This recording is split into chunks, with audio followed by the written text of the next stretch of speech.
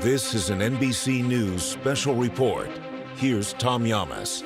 And good day. We are coming on the air ahead of President Joe Biden's remarks to the nation on the end of America's longest war. The last U.S. soldier left Afghanistan nearly 24 hours ago. This is the image right here, ending the 20-year conflict.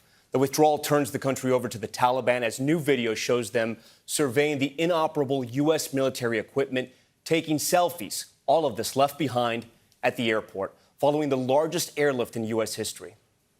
We want to bring in NBC White House correspondent Mike Memoli right now to give us a preview of what we expect from President Biden before he's starting his remarks. Mike?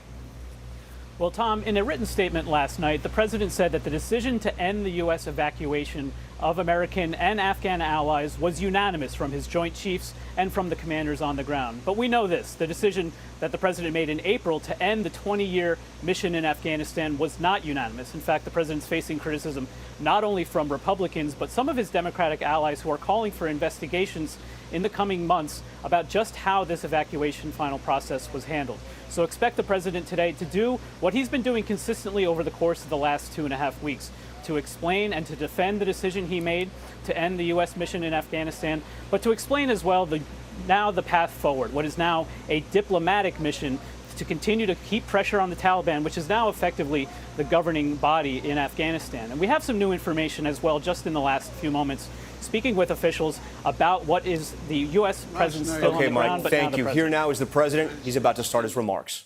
20 years of war in Afghanistan, the longest war in American history. We completed one of the biggest airlifts in history, with more than 120,000 people evacuated to safety. That number is more than double what most experts thought were possible. No nation has ever done anything like it in all of history. Only the United States had the capacity and the will and ability to do it, and we did it today. The extraordinary success of this mission was due to the incredible skill, bravery, and selfless courage of the United States military and our diplomats and intelligence professionals. For weeks, they risked their lives to get American citizens, Afghans who helped us, citizens of our allies and partners and others on board planes and out of the country. And they did it facing a crush of enormous crowds seeking to leave the country. And they did it knowing ISIS-K terrorists, sworn enemies of the Taliban, were lurking in the midst of those crowds. And still, the women and men of the United States military, our diplomatic corps, and intelligence professionals did their job and did it well, risking their lives, not for professional gains, but to serve others, not in a mission of war, but in a mission of mercy. 20 service members were wounded in the service of this mission. 13 heroes gave their lives. I was just at Dover Air Force Base for the dignified transfer. We owe them and their families a debt of gratitude we can never repay, but we should never, ever, ever forget. In April, I made a decision to end this war.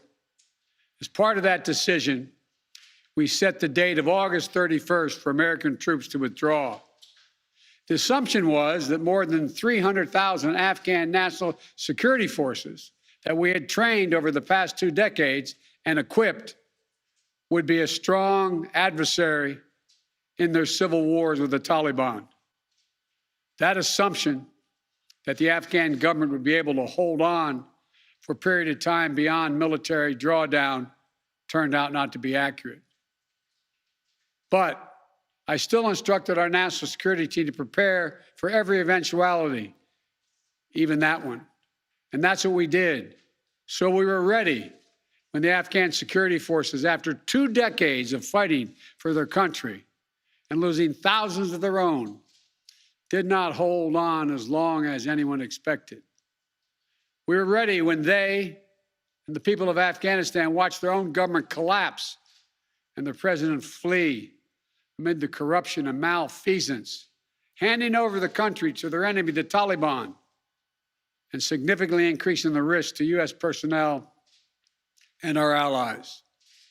As a result, to safely extract American citizens before August 31st, as well as embassy personnel, allies and partners, and those Afghans who had worked with us and fought alongside of us for 20 years, I had authorized 6,000 troops, American troops, to Kabul to help secure the airport. As General McKenzie said, this is the way the mission was designed. It was designed to operate under severe stress and attack, and that's what it did. Since March, we reached out 19 times to Americans in Afghanistan with multiple warnings and offers to help them leave Afghanistan, all the way back as far as March.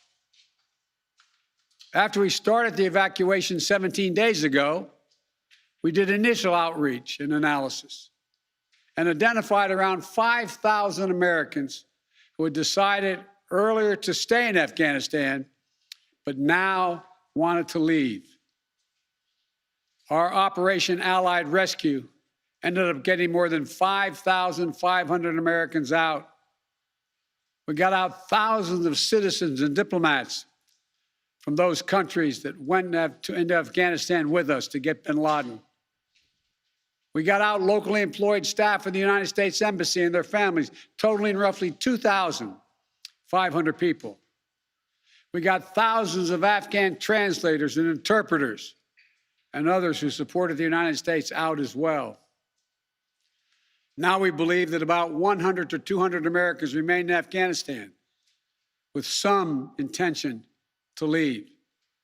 Most of those who remain are dual citizens, longtime residents who had earlier decided to stay because of their family roots in Afghanistan. The bottom line, 90% of Americans in Afghanistan who wanted to leave were able to leave. And for those remaining Americans, there is no deadline. We remain committed to get them out if they want to come out.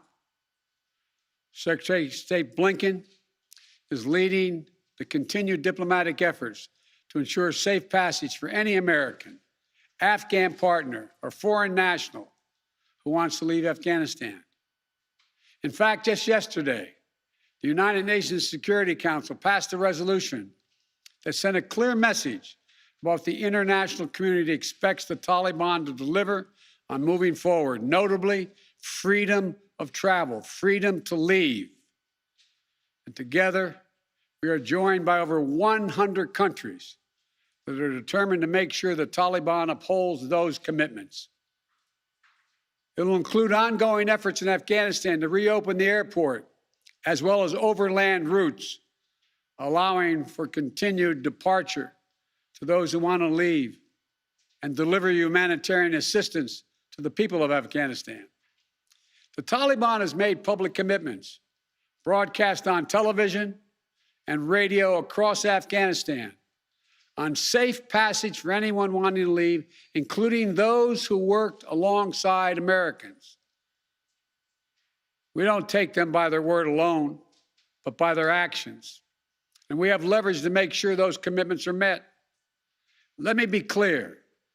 Leaving August the 31st is not due to an arbitrary deadline. It was designed to save American lives. My predecessor, the former president, signed an agreement with the Taliban to remove U.S. troops by May the 1st, just months after I was inaugurated. It included no requirement that the Taliban work out a cooperative government arrangement with the Afghan government. But it did authorize the release of 5,000 prisoners last year, including some of the Taliban's top war commanders, among those who just took control of Afghanistan. And by the time I came to office, the Taliban was in its strongest military position since 2001, controlling or contesting nearly half of the country. The previous administration's agreement said that if we stuck to the May 1st deadline that they had signed on to leave by, the Taliban wouldn't attack any American forces. But if we stayed, all bets were off. So we're left with a simple decision. Either follow through on the commitment made by the last administration and leave Afghanistan, or say we weren't leaving and commit another tens of thousands more troops going back to war. That was the choice, the real choice, between leaving or escalating. I was not going to extend this forever war, and I was not extending a forever exit. The decision to end the military airlift operations at Kabul airport was based on the unanimous recommendation of my civilian and military advisors, the Secretary of State, the Secretary of Defense, the Chairman of the Joint Chiefs of Staff, and all the service chiefs, and the commanders in the field. Their recommendation was that the safest way to secure the passage of the remaining Americans and others out of the country was not to continue with 6,000 troops on the ground in harm's way in Kabul, but rather to get them out through non-military means. In the 17 days that we operated in Kabul, after the Taliban seized power, we engaged in an around-the-clock effort to provide every American the opportunity to leave. Our State Department was working 24/7, contacting and talking, and in some cases walking Americans into the airport. Again, more than 5,500 Americans were airlifted out. And for those who remain, we will make arrangements to get them out if they so choose. As for the Afghans, we and our partners have airlifted 100,000 of them. No country in history has done more to airlift out the residents of another country than we have done. We will continue to work to help more people leave the country who are at risk. We're far from done. For now, I urge all Americans to join me in grateful prayer for our troops and diplomats and intelligence officers who carried out this mission of mercy in Kabul and at tremendous risk with such unparalleled results. An airlift that evacuated tens of thousands, to a network of volunteers and veterans who helped identify those needing evacuation, guide them to the airport, and provided them for their support along the way. We're going to continue to need their help. We need your help, and I'm looking forward to meeting with you.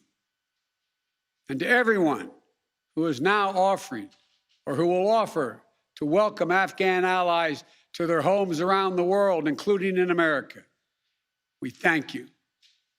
I take responsibility for the decision. Now, some say we should have started mass evacuation sooner. And couldn't this have been done in a more orderly manner?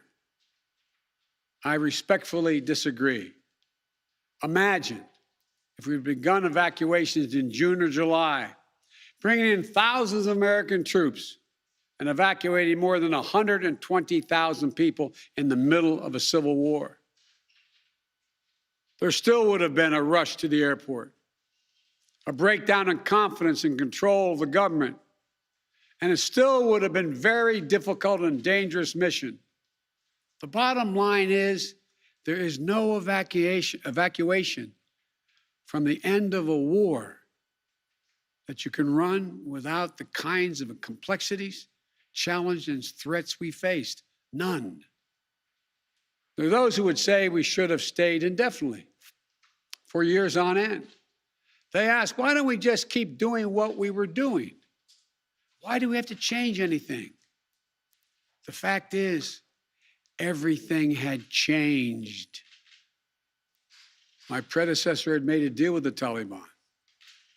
When I came into office, we faced a deadline, May 1. The Taliban onslaught was coming. We faced one of two choices: follow the agreement of the previous administration and extend to have more time for people to get out, or send in thousands of more troops and escalate the war.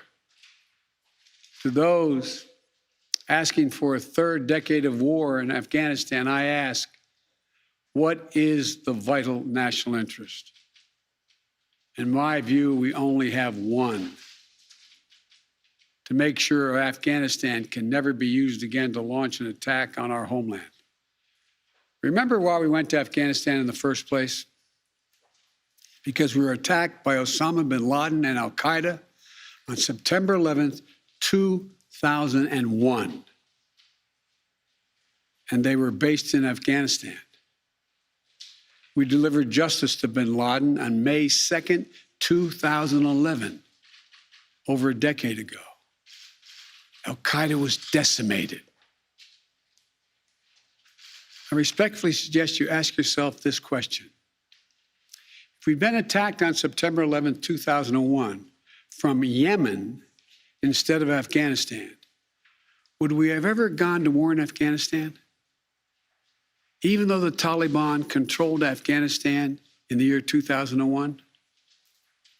I believe the honest answer is no. That's because we had no vital interest in Afghanistan other than to prevent an attack on America's homeland and our friends. And that's true today. We succeeded in what we set out to do in Afghanistan over a decade ago. Then we stayed for another decade. It was time to end this war. This is a new world. The terror threat has metastasized across the world, well beyond Afghanistan.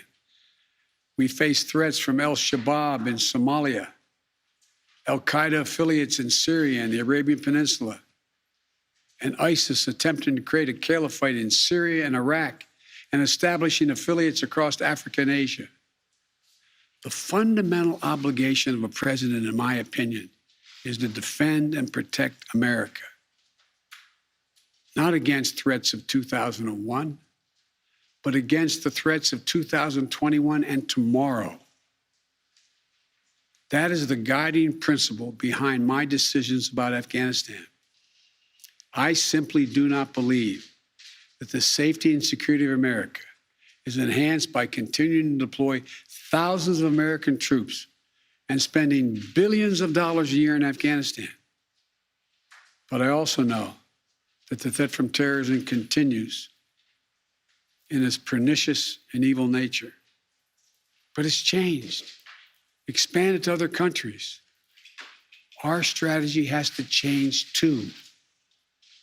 We will maintain the fight against terrorism in Afghanistan and other countries. We just don't need to fight a ground war to do it. We have what's called over-the-horizon capabilities, which means we can strike terrorists and targets without American boots on the ground, or very few if needed. We've shown that capacity just in the last week. We struck ISIS-K remotely, days after they murdered 13 of our service members and dozens of innocent Afghans. And to ISIS-K, we are not done with you yet.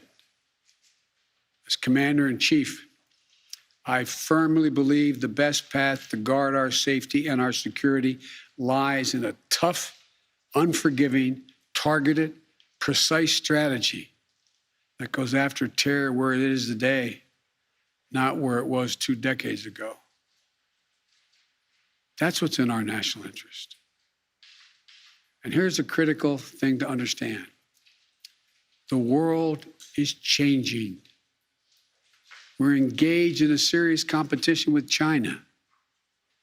We're dealing with the challenges on multiple fronts with Russia. We're confronted with cyber attacks and nuclear proliferation. We have to shore up America's competitiveness to meet these new challenges in the competition for the 21st century. And we can do both. Fight terrorism and take on new threats that are here now and will continue to be here in the future.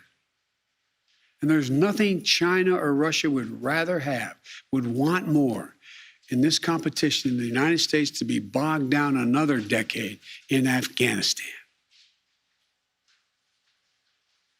As we turn the page on the foreign policy that has guided our nation the last 2 decades, we've got to learn from our mistakes. To me, there are 2 that are paramount.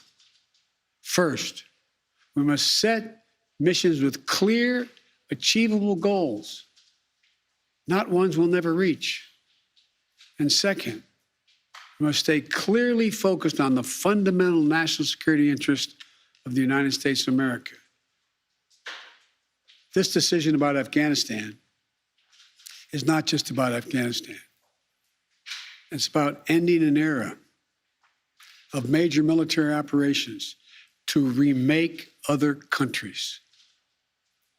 We saw a mission of counterterrorism in Afghanistan, getting the terrorists and stopping attacks, morph into a counterinsurgency, nation building, trying to create a democratic, cohesive, and united Afghanistan, something that has never been done over many centuries of Afghan history.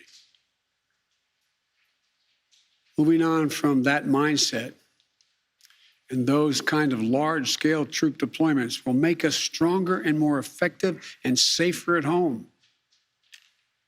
And for anyone who gets the wrong idea, let me say clearly, to those who wish America harm, to those who engage in terrorism against us or our allies, know this: the United States will never rest.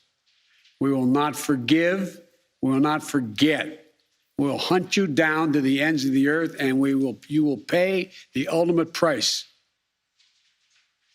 And let me be clear. We'll continue to support the Afghan people through diplomacy, international influence, and humanitarian aid. We'll continue to push for regional diplomacy engagement to prevent violence and instability. We'll continue to speak out for the basic rights of the Afghan people, especially women and girls, as we speak out for women and girls all around the globe. And I've been clear that human rights will be the center of our foreign policy. But the way to do that is not through endless military deployments, but through diplomacy, economic tools, and rallying the rest of the world for support. My fellow Americans, the war in Afghanistan is now over. I'm the 4th president who has faced the issue of whether and when to end this war. When I was running for president, I made a commitment to the American people that I would end this war. And today, I've honored that commitment. It was time to be honest with the American people again. We no longer had a clear purpose in an open-ended mission in Afghanistan. After 20 years of war in Afghanistan, I refuse to send another generation of America's sons and daughters to fight a war that should have ended long ago. After more than $2 trillion spent in Afghanistan, the cost that researchers at Brown University estimated would be over $300 million a day for 20 years in Afghanistan, for 2 decades. Yes, the American people should hear this: $300 million a day for 2 decades. If you take the number of $1 trillion, as many say, that's still $150 million a day for 2 decades. And what have we lost as a consequence in terms of opportunities? I refuse to continue a war that was no longer in the service of the vital national interest of our people. And most of all, after 800,000 Americans serving in Afghanistan, I've traveled that whole country, brave and honorable service. After 20,744 American servicemen and women injured, and the loss of 2,461 American personnel, including 13 lives lost just this week, I refuse to open another decade of warfare in Afghanistan. We've been a nation too long at war. If you're 20 years old today, you've never known an America at peace. So when I hear that we could have, should have continued the so-called low-grade effort in Afghanistan at low risk to our service members, at low cost. I don't think enough people understand how much we have asked of the 1% of this country who put that uniform on, willing to put their lives on the line in defense of our nation. Maybe it's because my deceased son, Bo, served in Iraq for a full year. Before that, well, maybe it's because of what I've seen over the years as senator, vice president, and president traveling these countries. A lot of our veterans and their families have gone through hell. Deployment after deployment, months and years away from their families, missed birthdays, anniversaries, empty chairs at holidays, financial struggles, divorces, loss of limbs, traumatic brain injury, post-traumatic stress. We see it in the struggles many have when they come home. We see it in the strain on their families and caregivers. We see it in the strain on their families when they're not there. We see it in the grief borne by their survivors. The cost of war they will carry with them their whole lives. Most tragically, we see in the shocking and stunning statistic that should give pause to anyone who thinks war can ever be low grade, low risk, or low cost.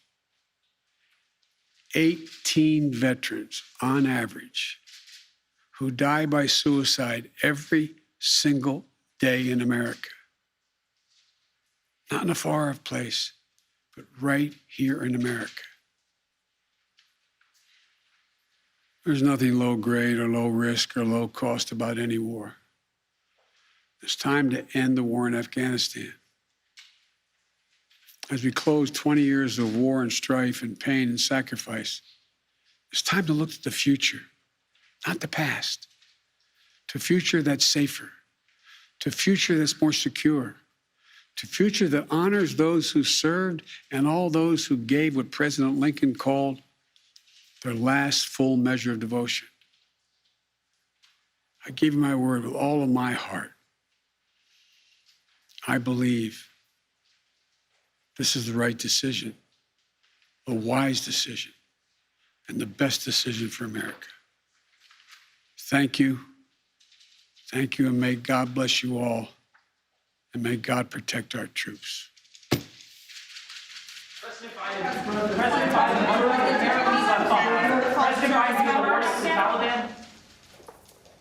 President Biden wrapping up his remarks on the pullout of Afghanistan, refusing to take questions, but standing his ground, defending the decision to leave Afghanistan and the August 31st deadline, saying it was, quote, designed to save American lives. Also saying we need to honor the mission that took 120,000 people out of Afghanistan, successfully airlifting them, including 6,000 Americans. I want to bring in back our NBC White House correspondent, Mike Memoli. Mike, what stood out for you and anything surprised you in those remarks?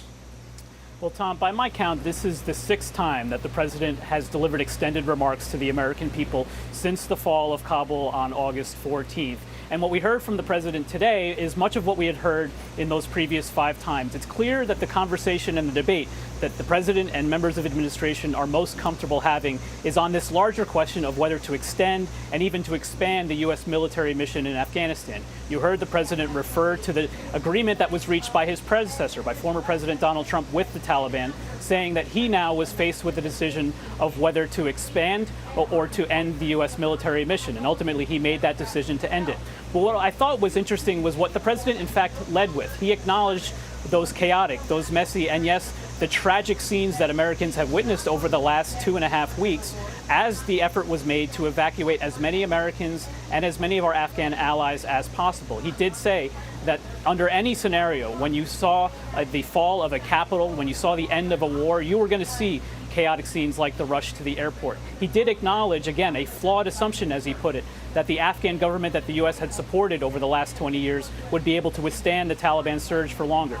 But he reinforced this idea that because of the bravery of the U.S. military and because of their capacity to carry out this mission, this was largely a success, one of the most successful airlift evacuations in our history. But ultimately, what the president returned to was reframing his broader foreign policy mission, which is framing the debate of the 21st century as one between autocracies like Russia and China and democracies like the United States. And he said China and Russia would love nothing more than to see the U.S. continue to be bogged down in Afghanistan. He said the terror threat that we went to Afghanistan to confront has now metastasized beyond our borders. This is now a mission of diplomacy rather than deployments, Tom. Also saying the decision to pull out the troops is the best decision for America. I want to bring in NBC chief foreign correspondent Richard Engel, who's live for us in Doha, Qatar this day. Richard, I have a question for you because the president also said what is vital to the nation and our interests is that Afghanistan can never be used again to be a launching pad for terrorism. But you've reported on this, and even former CIA Director Leon Panetta was talking about this today. That's not the case. That's not the reality in Afghanistan right now. The Taliban still with very close ties to all types of terror groups. We will see if Afghanistan ever again is used as a launch pad for terrorists. But already ISIS is accommodating with the Taliban to a degree. I spoke to a Taliban commander, and he said that their approach is going to be to fight ISIS, but also to bring them into the fold, to bring them into the ranks. Al-Qaeda still has very close connections to the Taliban. They have fought side by side together for the last 20 years, and there are numerous reports that Al-Qaeda leaders are going back home, being welcomed in some cases as heroes back in Afghanistan. Then there is also the inspirational aspect of all of this. It doesn't necessarily have to be that the next Osama bin Laden is sitting in Tora Bora, is sitting in Afghanistan. It is the example of what has just happened, the example that a small group of Islamist fighters can push out a superpower that could inspire the next bin Laden. So President Biden talked a lot about this war being yesterday's threat, that it had gone on too long, and a lot of Americans support leaving Afghanistan. But he didn't talk very much about the current dangers, the current situation, the threats that we face today, because a state in Central Asia has collapsed. It is now being controlled by the Taliban. The Taliban still have relations with other extremist groups. No real indications that they're going to break those ties. And the region itself is very, very nervous about further instability. Iran is spreading its influence. Pakistan, which has 200 million people and nuclear weapons, shares a border with Afghanistan, many tribal connections, many militant groups just on the Pakistani side of the border who could very easily be inspired by what has happened in Afghanistan. So when you talk about future threats, I think you need to recognize that what has happened right now is also extraordinarily dangerous for Afghans, for the regions, and potentially also for Americans. Yeah, Richard, thank you. And on that point of future threats, I want to bring in NBC National Security and Military Affairs correspondent Courtney Kubian. She is live for us at the Pentagon today. Now, Courtney, he also said he had a message for ISIS-K, which was, quote, "We are not done with you yet," clearly signifying that there's still action, still combat possible in this region against the terrorists of ISIS-K. Yeah, that's exactly right, Tom. And what defense officials have been telling me ever since that attack at Kabul airport last Thursday is President Biden has told them, go full steam ahead and dismantle that ISIS-K terror network that exists in Afghanistan. We saw the first elements of that just the next day after that attack in Kabul, when the U.S. conducted a drone strike, killing 2 ISIS-K facilitators, one of whom was an expert in magnetic explosives, which is how they believed that Kabul airport attack was carried out.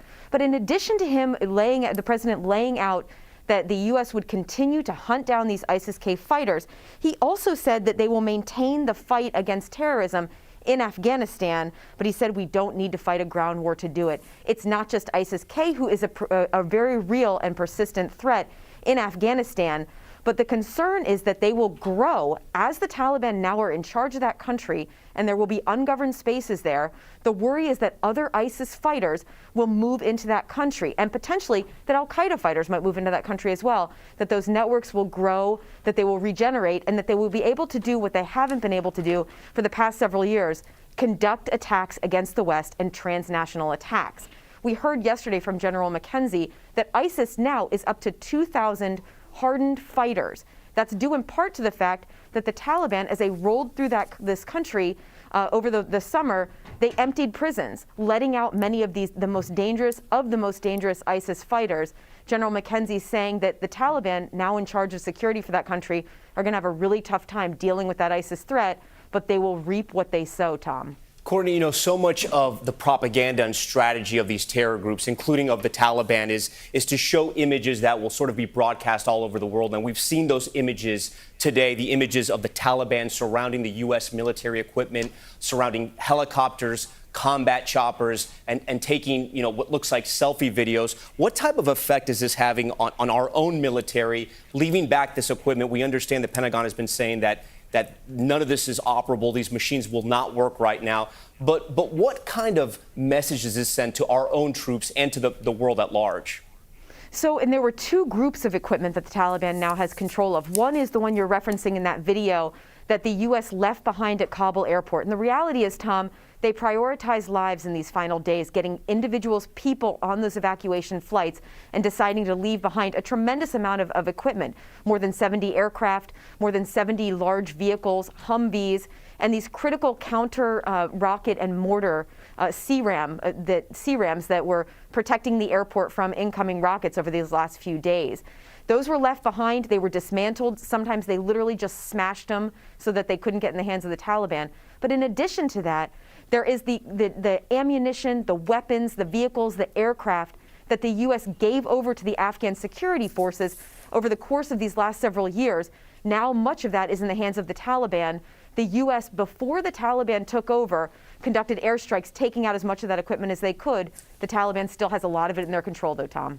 All right, Courtney Kubian for us. Earlier, Secretary of State Antony Blinken tweeted out this photo of the last diplomats on the ground in Kabul. You can see Ross Wilson, who served as acting ambassador to Afghanistan, toward the middle, holding that American flag right there. I want to bring in NBC's chief foreign affairs correspondent, Andrea Mitchell, NBC News political director and moderator of Meet the Press, Chuck Todd, and NBC News presidential historian, Michael Beschloss. Now, Andrea, I want to start with you because it seems to be confusing. We are hearing different figures from the administration almost every day about how many Americans were actually left behind in Afghanistan. What do we know at this hour? At this hour, what we know is that there are fewer than 200, probably closer to 100. And officials are saying that these are people with large families, with deep roots in Afghanistan, Americans with dual citizenship, who have Afghan relatives, and were reluctant to leave initially, and late in the game decided they did want to leave, and by then that it was too difficult to get them out. As we know, after the Thursday suicide bombing, those gates were closed to Americans as well as to Afghans, except for perhaps there were a few extractions that still were taking place, but they were so focused on ISIS-K after that and the counter fights, repelling the RPG attacks that also happened just yesterday, that they just needed to get out and not bring more people out. So the last couple of days, we're just bringing out military, some equipment. The rest, as you saw, was on the tarmac and in those hangars. But the thousands of others left behind are the Afghan allies. These are people who are either SIVs or not through that process, and that is rallying defenders in non-government organizations, veterans around the country. I was on a Zoom call with a lot of them this morning. They just believe that there has to be some way to get these people out. They say that they are hearing from them, that the Taliban in the provinces are already returning to their root to their origins. They're going house to house. They're killing in the streets. And that these are the people they just have to get out. They are being told, go to safe houses, go to shelters. Don't try to go overland right now. It is far too dangerous. And when the president said today so forcefully, we will get you out if you want to come out, it is still to be determined how that is going to happen. Clearly, U.S. intelligence are going to be involved. There could be some helicopter extractions from other units from Pakistan, perhaps. But to get them out in overland routes is going to be very, very difficult. There may be some other airports that can be used. But Kabul airport will not be reopened for quite some time by the Qataris, by Turkey. But they have to get all of these people back in. They took out with them all of the air traffic controllers, the mechanics, and the others to run that airport. So there is no escape any longer for those people. The Taliban are in charge. U.S. says that we have leverage over them after the diplomats left for Doha, where they are reforming an embassy in exile, if you will, a Kabul embassy. But there's no recognition of the Taliban, precisely because we have leverage with all of their money, all their gold reserves at the Federal Reserve in New York. We're not going to release the money or the sanctions, lift the sanctions. We will give humanitarian aid to help the people who are starving in Afghanistan and have been through this horrendous civil war. But we are not going to provide any kind of recognition or aid until the Taliban proves that they will honor their agreements of safe passage, what the president spoke about so forcefully today. I thought the other really important thing about today's speech was that he outlined a new Biden foreign policy. We've seen the formation of it, but that we will not get into engagements that are missions that we cannot succeed, that are beyond our ability, and that we will only do missions that are in the vital interests of the United States. Okay, Andrea, thank you. I want to bring in Chuck Todd now. Chuck, the president clearly standing his ground, defending his decision, not only on pulling out, but also on this August 31st deadline. He clearly wanted to project strength. So the question is, Chuck, why did he want to speak at this hour right now? This is 4 o'clock on the East Coast. It's 1 o'clock out west. You would think this would be a primetime address. No, it is. You know, they're sort of tiptoeing around this. On one hand, they want to own the larger picture here, put a period on this sentence in American history. But I do get the sense that they didn't even, that this felt like a tale of two speeches when you see it, and perhaps it had multiple contributors into the speech, because the first part was extraordinarily defensive. At points, he even sounded like he was raising his voice when he went through his rationale for doing the withdrawal the way it was done. You can tell that clearly has gotten under his skin, the backseat driving on this, because he seems to be extraordinarily defensive. I thought his speech and the rationale on the bigger picture got stronger in the second half when he made it about the larger idea. Why did we go to Afghanistan in the first place? As Andrea pointed out, we're getting a sense of sort of what a Biden doctrine is looking like. I guess you could say we're seeing the contours of it. But I can tell you, you can tell the political concerns were hovering over his head, hovering over the decision in the first part of that speech, because it was awfully defensive. It once again wanted to make it clear it wasn't his idea to work with the Taliban, that President Trump put him in this position. He had no choice. Taliban was stronger than ever. So that defensiveness came through, I think, very awkwardly, I think, I'll be honest, at the beginning of the speech. You do wonder, like I said, the second half of his speech had a much more coherent sort of case that he was trying to make. The first part of the speech felt like he was doing political spade work, if you will, just desperately trying to push back on the near-term criticism he's been getting. And look, we're not going to get a resolution on that for some time. Okay, Chuck, we thank you for that. I want to bring in Michael Beschloss. He studies presidents for a living. Michael, you know, history will look at this and they're going to remember two things: the images that we saw in the days leading up to August 31st. But there was also a president who promised to withdraw from Afghanistan, and that's exactly what he did.